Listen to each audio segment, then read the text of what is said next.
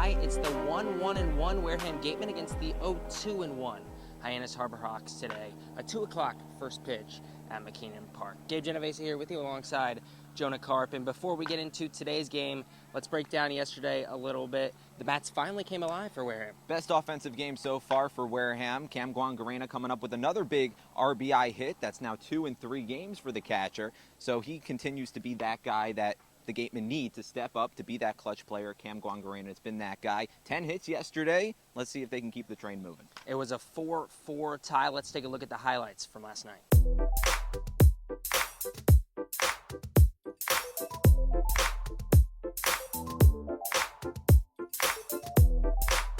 Foul tips behind home plate. 0-1 and run away from Spillane Field. 6:45 first pitch right on the nose. The 0-1. Fastball, hard ground ball, back up the middle. Baker makes a sliding backhanded stop. The throw to first, not in time, and that'll score a run. It's an infield single for Raymond Gill. He gets his second RBI of the season, and it's 1-0 Orleans here early. Skin that definitely hit either bat or elbow guard. There was no, obviously, argument or contest, so got to be the guard. Ripped over the head of Winkler and down the left field line. Cut off by Antico all the way in the corner. Rob Emery pulling into second base as Josh Demore stops at third. Now Emery digging for third, and he's caught in between second and third. Josh Demore staying put at third base. Emery caught in a rundown, now tracked down and tagged out by Winkler. Poor base running by Rob Emery. Josh Demore stopped at the third base bag. And the Wareham Gatemen catch a break. Second out at the top of the fourth. The pitch from Goswine rolled down to third, and it's under the glove of Winkler. Marcano comes home to score. Daniels comes home to score. Lewis stops at first base. 2 more runs home in the inning on another miscue by Jack Winkler.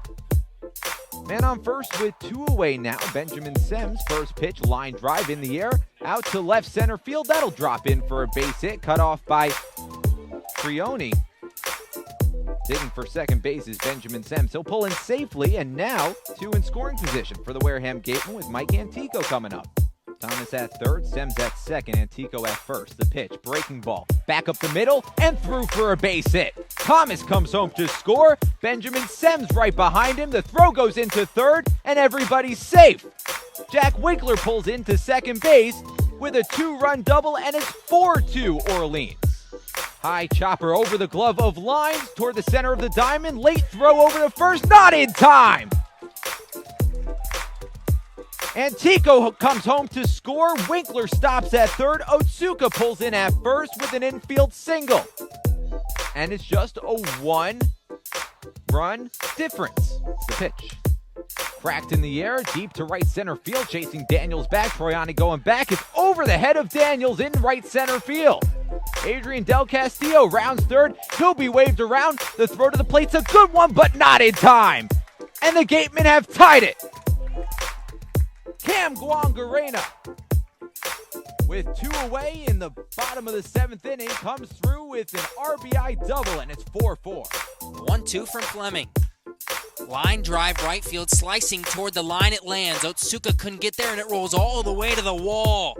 Otsuka finally bare hands and throws in, and Lewis halts at second with a 2-out double. The go-ahead run 180 feet away for Orleans. 2. Popped up, shallow right field. Otsuka settles under it, makes the catch above his left shoulder. Fleming gets out of the inning. Strike gets Wareham out of the inning. 3-2. Swing and a miss, strike 3. Torres does his job, gets the final 2 outs. We head to the 10th, knotted at 4. 1-2 offering. Swing and a miss, strike 3 on the curveball. And that'll do it. A fantastic job by Benoit. He retires the last 7 Gatemen he faces. And this game will end in a 4-4 tie from Spillane Field.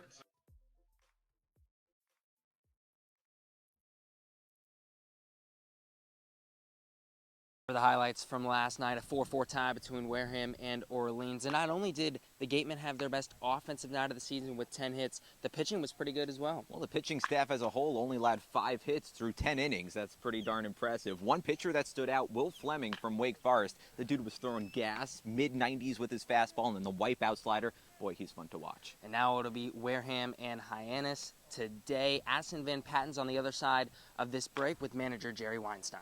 Shop from home year-round on Gatemen.org. You can customize your Gatemen gear from any device, anywhere. We offer a large selection of apparel and unique gifts 24/7, 365. Hard to find sizes, colors, and styles. Youth Clinic registration is also available. Visit us today and remember us for holiday gifts at Gatemen.org. Thanks, guys. Addison Van Patten here with manager Jerry Weinstein for the Manager's Show. Now, Coach, how do you get together team chemistry so early on in the season when you have so many different roster changes happening? It's difficult, and we talk about it all the time about coming to play for one another, and that's an important piece of the puzzle here. So it's a challenge every day to do that. So a lot of guys come here for many different reasons. A lot come just because their school kind of told them. A lot of them always dreamed of playing in the Cape in college. A lot of them are here for scouting reasons, obviously. But one main goal we're all here for is to win a championship. How do you keep that in the front of their minds? Well, we don't. That's not, for me, that's not a main goal. That's a product of what we're doing. Our goal is to be as good as we can be every day. Our goal is to be better when we go back to school, help our college win championships. It's more individually oriented. Not that we don't want to win ball games, but if we do everything we're supposed to do relative to development on a daily basis, then winning will take care of itself. Otsuka had a really great start yesterday. It was actually his first start of the season. He did really well behind plate. What are your plans for him in the future, and what went into recruiting him from University of San Diego? Well, his coach is a good friend of mine, Rich Hill, and I had seen him play 2 years ago, and so I'm very familiar with him as a player. Unfortunately, he's just recovering from a bad meniscus tear and still is in a brace, but he's a good little player. Now, our game ended at a 4-4 tie last night. Hyannis' game ended at a 9-9 tie. How does the 10-inning limit help our bullpen? Well, it helps everybody's bullpen because you have so many pitchers, and you get pitch limits on everybody. So it's important that you don't get overextended because we will not pitch a tired pitcher because that's how guys get hurt. And a lot of these guys on this team have pretty short pitch counts, and so we see you having a lot of pitchers on roster. How do you get a lot of guys to space them out or leave them towards later in the season or get new guys coming in here late? Well, just by monitoring their pitch count and doing a pain audit on a daily basis and not overthrowing them. We're very conservative in that respect. You saw it last night when we took Fleming out after his pitch limit in the middle of an inning with 45 pitches. All right, thank you very much for talking with me.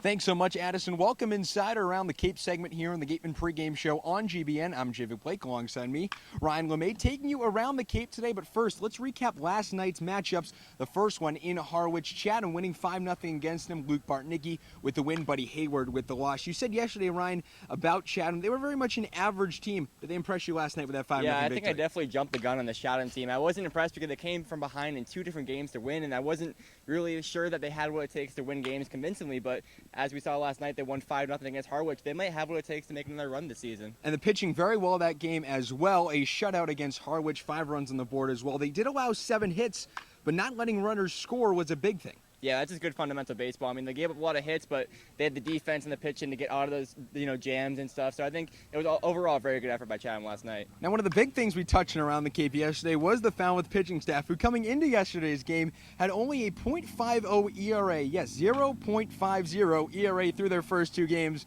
And what do you know? We jinxed them. They tied Hyannis 9-9 last night. But one of the big things, a whole lot of singles hitting. 2 strikeouts and 26 strikeouts and only 2 extra base hits combined between the 2 teams. Just a wild and crazy back and forth game. Yeah, so far I'm 0 for 2 in predictions. I said Chatham was average and I said Falmouth was great at pitching. So obviously I'm not too good at this. But I think it was overall a weird game last night because there was a lot of strikeouts, but there was also a lot of runs. It was just a strange, I don't know, it was just very strange. But I think Falmouth's for real though. I'm actually convinced that Falmouth can make a deep run this postseason as well. Well, and that's baseball right there. Yeah, 18 exactly. combined runs. Falmouth had pitched so great the last 2 games last night, faltered a little bit in the last game Around the Cape played last night.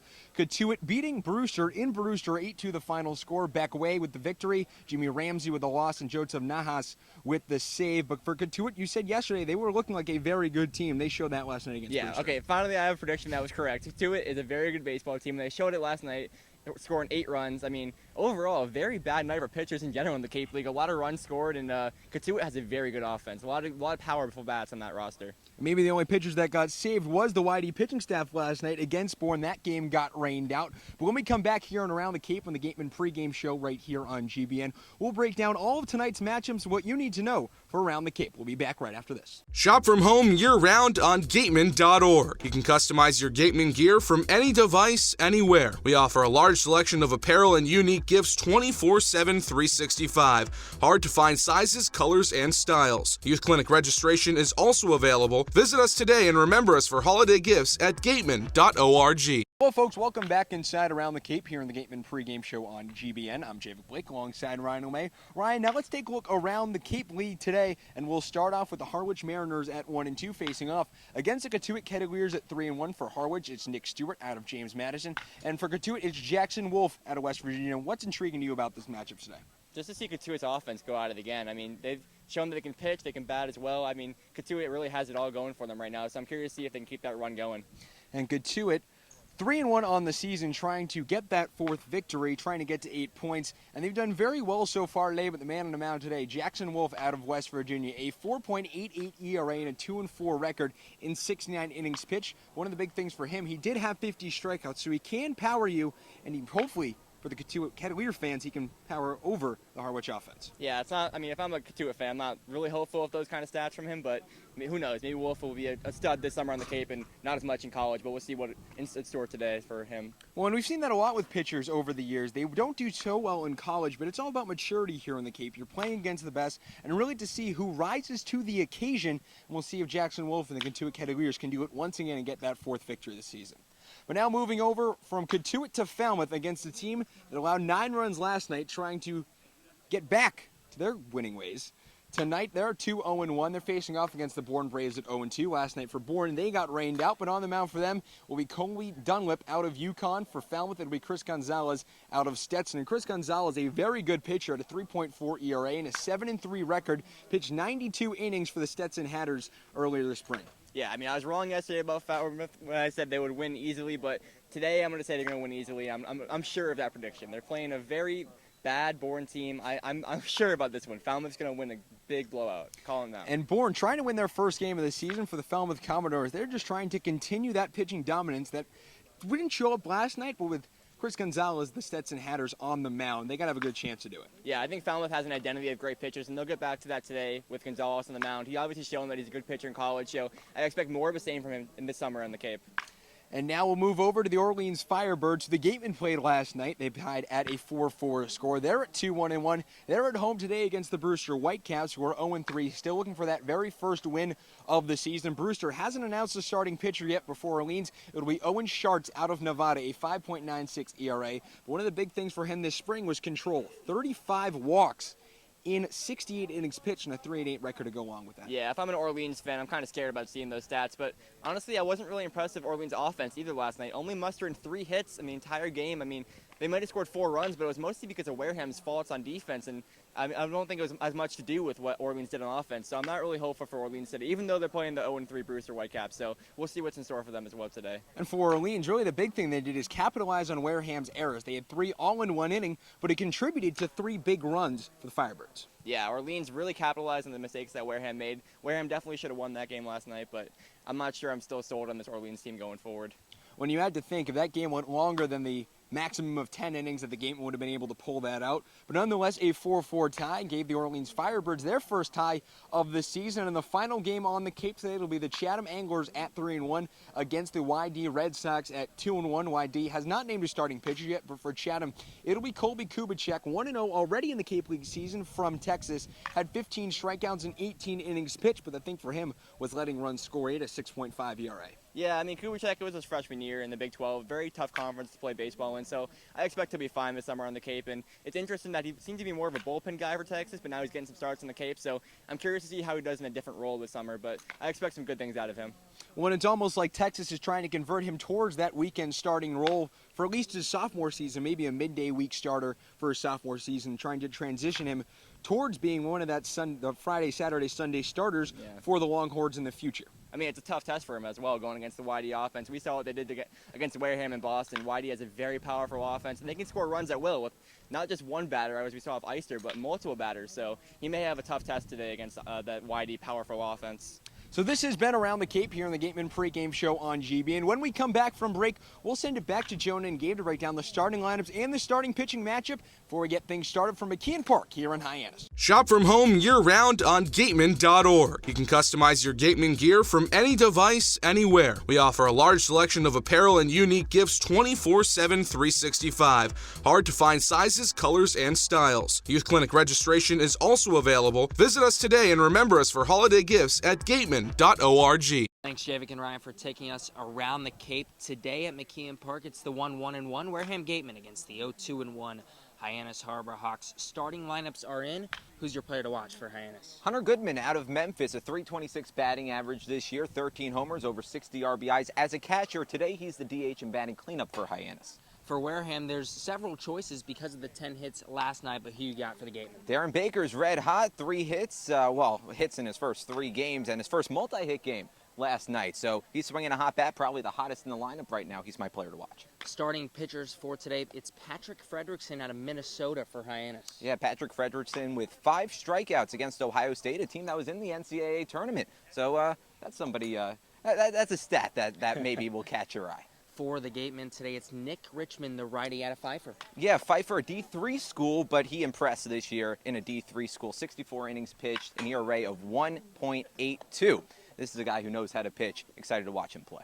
2 o'clock first pitch today at McKeon Park. Join us on the Gatemen Baseball Network on YouTube at 1:55.